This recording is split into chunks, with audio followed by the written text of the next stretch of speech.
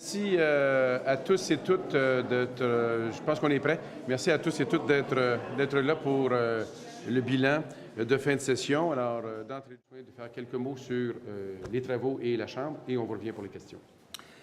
Merci Jean-Marc. Bonjour à tous.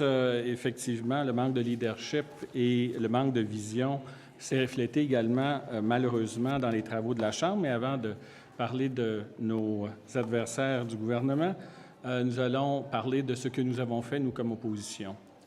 L'opposition a été, à tous égards, une opposition qui s'est voulue constructive, qui a été une opposition de collaboration et qui a été une opposition qui a été loyale et sérieuse et surtout à l'écoute des citoyens.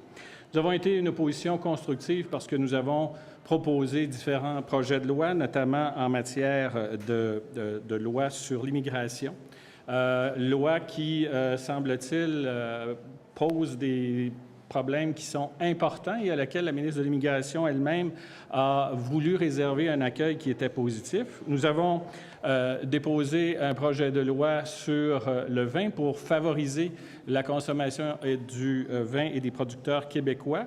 Encore une fois, qui a été trouvé positif, mais malgré la collaboration de l'opposition ne peut pas aller plus loin que de se heurter à un gouvernement qui, sans direction et sans leadership, ne veut pas donner suite et n'a pas appelé ces projets de loi-là, et ça, nous le déplorons. Nous avons été une opposition de collaboration puisque nous avons contribué à l'amélioration de nombreux projets de loi en commission parlementaire et nous avons proposé des amendements qui ont été importants, alors que le gouvernement y a répondu de façon un peu froide et arrogante. Je vous donne un exemple. La question des maternelles 4 ans, c'est un projet de loi qui a été étudié en commission parlementaire pendant plusieurs heures. Les amendements qui étaient proposés par le gouvernement, par l'opposition, visaient à augmenter les ressources pour les groupes de 15 enfants et plus. Et plutôt que d'y voir là une approche qui était constructive, le gouvernement a vu là de l'obstruction. Bonifier les projets de loi, c'est le rôle fondamental de l'opposition et c'est ce que nous nous sommes concentrés à faire. Et dans les faits, la moyenne du temps passé en commission parlementaire par projet de loi est inférieure à 10 heures. Et là, évidemment, tous les projets de loi ne sont pas égaux. Il y a des projets de loi de 200 articles où on a travaillé. Il y a eu à peu près 30 heures de travail qui a été fait sur le projet de loi 25, qui reprend en grande partie des éléments du budget de M. Bachand.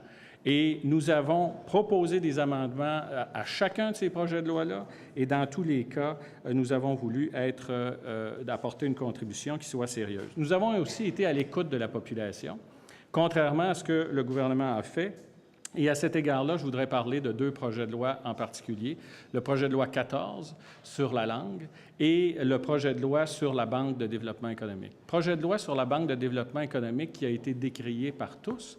Projet de loi sur la langue qui a causé énormément de discussions. Nous avons voulu faire écho à ça et nous avons été une opposition qui a été loyale à ses principes. Et la raison pour laquelle nous nous sommes opposés au principe du projet de loi sur la langue, c'est précisément parce que c'est un projet de loi qui est divisif et c'est ce que nous avons exprimé clairement en commission parlementaire. Ce qui est plus difficile à expliquer, cependant, c'est l'attitude de la CAQ qui, à cet égard-là, veut s'opposer au projet de loi à la fin, mais vote en faveur de son principe. Nous proposons et nous préférons, nous, être une opposition qui est cohérente. Nous avons écouté tous les groupes, tant dans le domaine social que dans le domaine financier, et dans tout ce qui a touché l'action du gouvernement. Définissons maintenant ce gouvernement. C'est un gouvernement qui, bien qu'il ait reçu un mandat de gouvernement minoritaire, ne s'est pas comporté comme tel à l'égard de la procédure et des travaux parlementaires. Nous avons vu beaucoup d'arrogance, un manque d'écoute qui a été flagrant et un climat en Chambre qui n'a pas été idéal, j'en conviens, et qui est provoqué par quoi, au fond? Par un élément qui a été d'ailleurs soulevé par un de vos collègues, l'absence de volonté et de réponse sincère du gouvernement aux questions qui sont posées à la période des questions, qui a été souvent houleuse à l'Assemblée nationale. Pourquoi? Parce qu'on pose une question sur l'amiante, puis on se retrouve avec une réponse qui n'a rien à voir à ça. On pose des questions, et je relevais ça, on pose une question sur l'alcool, l'interdiction de l'alcool aux tables de jeu, on nous répond sur l'amiante. On parle des taxes scolaires, on nous répond sur les mines.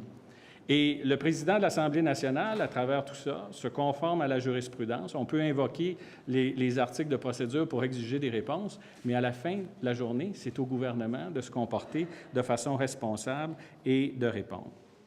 Un manque de collaboration également. Nous avons été 9 ans au gouvernement et en 9 ans au gouvernement, jamais le leader du gouvernement a refusé de transmettre à l'opposition officielle les travaux qui étaient prévus à la Chambre et l'ordre de la Chambre. C'est une première, moi je n'ai jamais vu ça. Évidemment, ça a été extrêmement difficile dans ce contexte-là. On a rétabli et tenté, et nous tentons de rétablir les ponts à titre d'opposition officielle, mais là on se retrouve en fin de session avec quoi? Avec un gouvernement qui a besoin de consentement, et qui, là, réalise sa position de gouvernement minoritaire et qui nous demande des consentements pour faire avancer des projets de loi. De façon générale, on ne peut pas dire qu'on a fait de l'obstruction. Il y a eu 18 projets de loi qui ont été adoptés. Je l'ai mentionné, peu d'heures en commission parlementaire, mais des heures qui ont été constructives et qui visaient à apporter des amendements.